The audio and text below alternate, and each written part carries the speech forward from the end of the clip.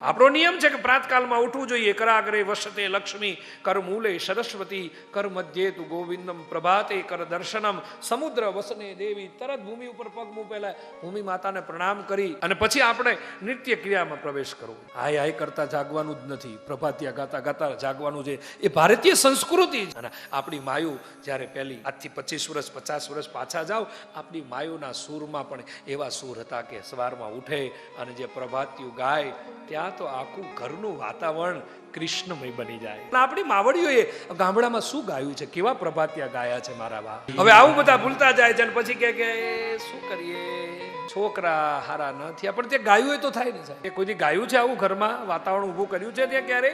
સંસ્કૃતિ સંસ્કારનું બીજ રોપ્યું છે? દીકરા દીકરીઓને કોઈ દી કીધું છે કે સવારમાં પૂજા પાઠ કરે, મંદિરે દીવો કર? ક્યારેય કીધું છે કે ગુરુના ચરણના દર્શન કરીને મસ્તક નમાવી? ક્યારેય કીધું છે? ક્યારેક કહો દીકરા દીકરીઓને કહો છે.